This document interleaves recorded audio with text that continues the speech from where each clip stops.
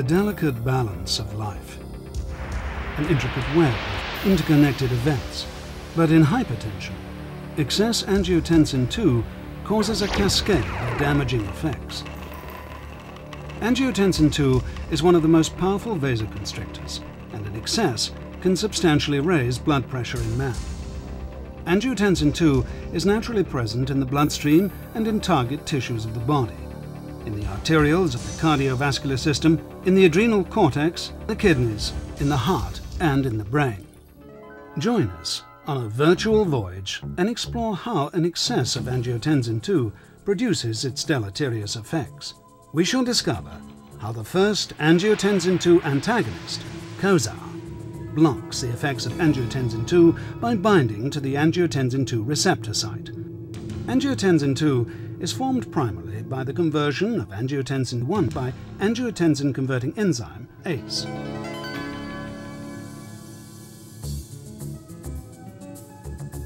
Recent data indicate that alternative enzyme pathways, such as chymase and cathepsin G, which are unrelated to ACE, can also produce angiotensin II. Regardless of the source or route of production, angiotensin II must bind to a specific receptor site, the angiotensin II type AT1 receptor. All physiological effects relevant to hypertension are mediated through the AT1 receptor site.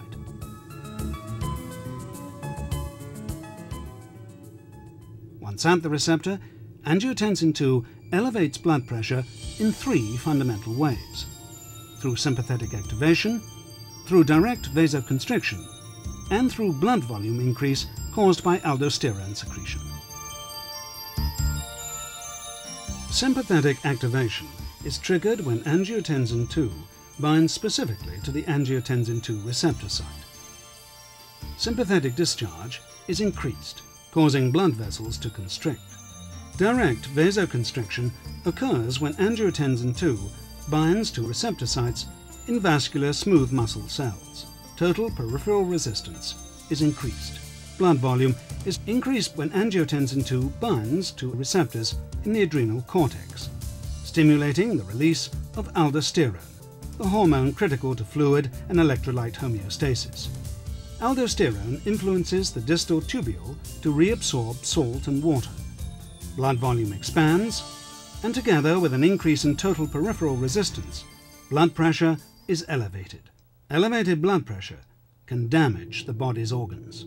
But now, there is Cozaar, the first in a new class of antihypertensives, the angiotensin II antagonists.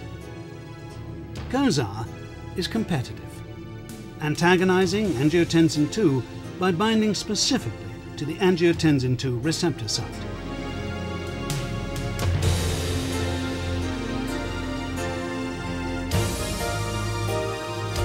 Cozaar does not bind to beta receptors or calcium ion channels, which contribute to the development of edema, a known side effect of calcium channel blockers. Cozaar does not inhibit angiotensin II production by ACE inhibition. As a result, it does not potentiate bradykinin, thought to be a cause of dry cough, a known side effect of ACE inhibitors.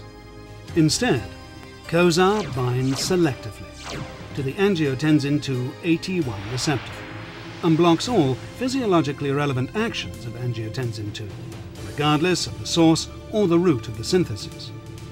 Of special interest is the exceptional tolerability of Cozaar, perhaps due to the specificity and selectivity of Cozaar for the angiotensin II receptor site. A pure mechanism of action, Cozaar binds only to the angiotensin II receptor, preventing angiotensin II from exerting vasoactive effects. In controlled clinical trials, side effects commonly associated with other antihypertensive classes, edema with calcium blockers, cough with ACE inhibitors, and fatigue with beta blockers, were not commonly associated with Cozaar. The overall incidence of side effects was comparable to that of placebo. Cozaar, the first angiotensin II antagonist. Pure angiotensin II receptor blockade with excellent tolerability and efficacy comparable to other antihypertensive classes. Cozaar, an advance in the management of hypertension.